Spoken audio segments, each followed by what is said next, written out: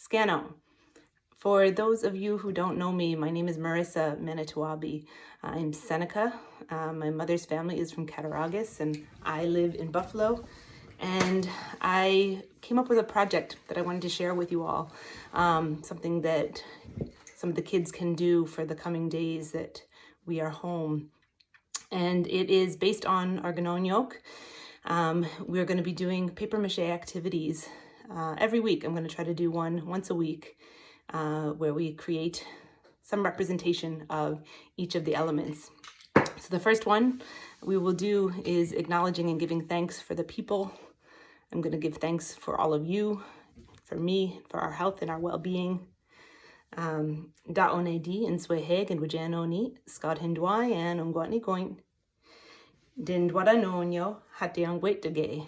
Da ne hodine ungwatni godiauk.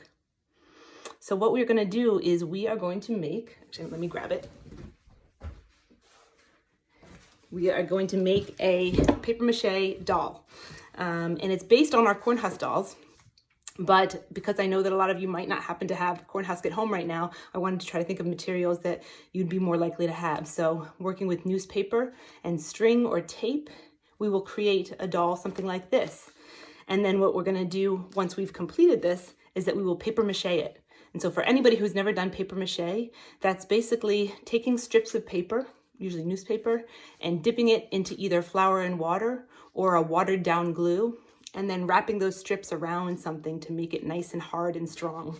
So this same doll, covered up with paper mache, looks something like this, which still might not quite look like a doll yet, but we will be able to paint them and dress them and do all kinds of things with them. So we can make one doll, you can make a whole village of dolls, you can do a lot with this idea. So we'll get started. I'm gonna post pictures with the steps and the how-to, and I'm gonna try to make a video that will explain the process. And we're gonna use a hashtag so that I can see what you guys all create, because I can't wait to see what everybody makes. It's gonna be hashtag creating thanks, CREATING THANKS, creating thanks. And I can't wait to see what everybody makes. So I'm going to be along the ride with you guys along for the haul for this, and we'll be making things together for the coming weeks. Okay, Yahweh. Okay, I'm going to walk you guys through the materials first. What you need are about 6 pieces of string, maybe about 5 inches long. I found works well with kids for being able to tie the knots. You can also use tape for this if you don't have any string. Then any bit of newspaper that you have. These kind of little small flyers work really well because they have lots of squares that are about the same size. So I'm going to take one of these and I'm going to split it in half. And one of these squares will make the head. Just going to bundle it up like that. And I'm going to take another one of these sheets, a full one, and we'll put this ball inside of here, and we're going to wrap it around like that. And when we wrap it around, then we'll scrunch it with our hands and take one of our pieces of string and tie a knot. And if you don't know how to tie a knot, just work with a grown-up. Somebody can show you how to do it. So you're going to tie that. Then you'll notice that the paper naturally splits, so you'll use that little split there to separate the two sides. Okay, that's where your arms are going to go underneath. Then you're going to take another square here, and you're going to make what's going to become your arms. So you can fold this to be whatever length you'd like your arms to be. You can fold it up against the body, against it, and see where you'd like it to be. So this width right here is how wide, that's how long your arms are going to be. So I'd like my arms to be about this wide. So I'm just going to fold it right here, and then I'm going to take this and I'm going to roll it. And I'll roll it up.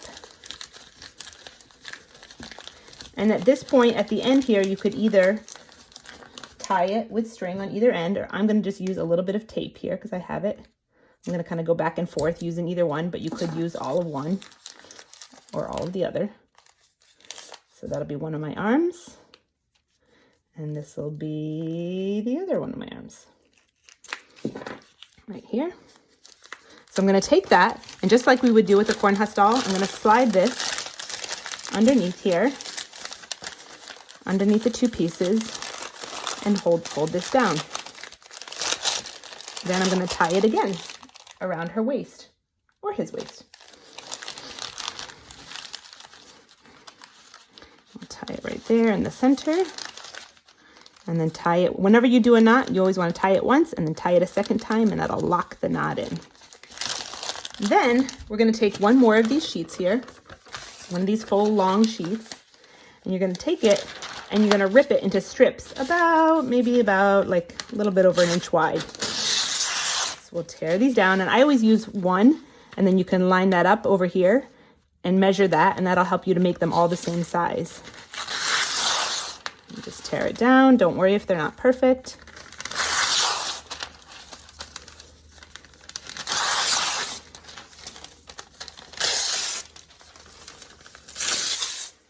Then these strips here are going to be how we make our shoulders and our legs, because we're going to use the extra material to become our legs. So we're going to take these two halves of the doll here that I was showing you before, and we're just going to split them. So one is going to become the right leg and one is going to become the left leg.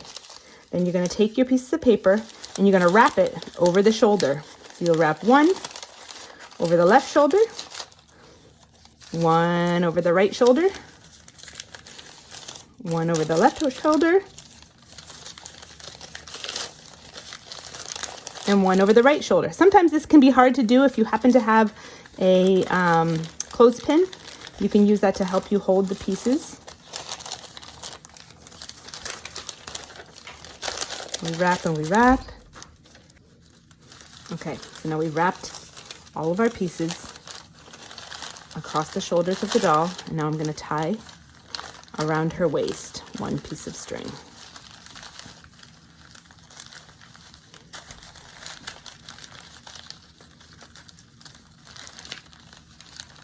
If you need to get a little bit longer pieces of string, that's okay too. So then we're going to take this and we are going to split the material in half here into two chunks that will become the two legs. And then we can tie around one of the legs at the top. And we can tie around the other leg at the top.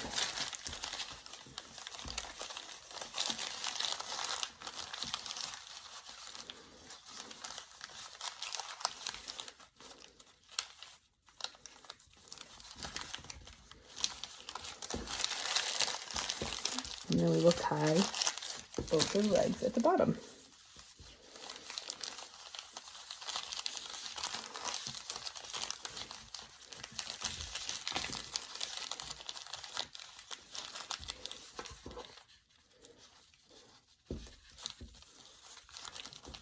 And it's okay if things don't look perfect.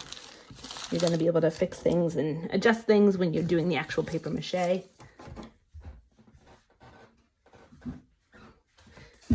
Okay, one last piece here.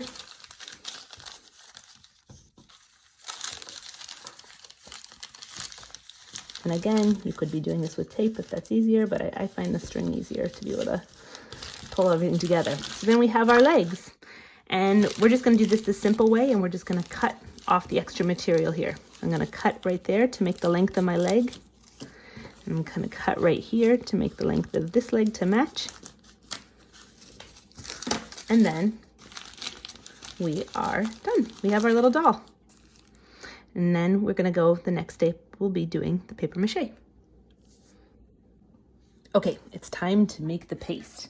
So in the photos, I showed you guys how to do it using flour, which is very simple. It's just equal parts flour and water, and then you mix it, and there's your paste. And then the other way that you can do it, if you happen to have Elmer's glue around, is also very simple, just using Elmer's glue and water. So I'm going to pour in a little bit of Elmer's glue. I like using containers like this that have lids, because that way if there's leftover, you can put a lid on it and it won't go bad. You can use it again the next day. So there's my glue, and I don't even measure this. I just do a little splash of water in there, just a little bit of water, and just mix it and look at how the consistency is, because you just want it to be smooth enough that it's easy to go on, but thick enough that it's still nice and sticky. So I'm going to show you what I have here. See? Something like that is fine. Okay? So we're going to take our pieces and put them in to here. And also I'm going to point out that it's helpful for this stage to put down some plastic or some newspaper on your table just so you don't get glue everywhere. I'm using an old shower curtain liner. Yeah, it's going to be a little messy, but it's fun. Don't worry about it. So we're going to dip our paper in and we're going to slide all the glue off of it. Oh, and I should say that I went and I made a pile of little thin, smaller pieces of newsprint there that'll be easy for wrapping around the body. I think when I did the first version, I made kind of bigger pieces, and I'm learning now that the little pieces work better. So then once we have those pieces, then we can start to do our paper mache. So we're going to wrap and stick, and then we'll repeat. Dip in a piece, wipe off the extra glue. You don't want it to be soaking wet. You want it to have just enough that it's coated on there. And then you're going to wrap around the doll, and you're going to keep doing that all the way along until she's completely covered. Hi everyone. So we are back. It's the next day. And after I finished wrapping my doll with all of those wet pieces of paper mache, I set it out to dry. And now what I have is a nice finished, hard, completed doll. Though not exactly complete, because now is the time that you get to be creative and have fun. You can decorate this any way that you'd like. If you happen to have paint, you can paint on it. If you happen to have yarn, you could add hair onto it. If you have cloth, you could sew clothing for it. So please, I want to see all the things that you create. So please post if you make any videos showing, if you want to show how you made your outfits for them, or any of the details. I want to see all of those things. So just to remind you to post them with the hashtag creatingthanks, and all one word. And I am so very much looking forward to seeing all that you create, and I will be back next week with the next element of the Ganonyok, of the Thanksgiving address, to share a project with all of you. Okay? Yahweh.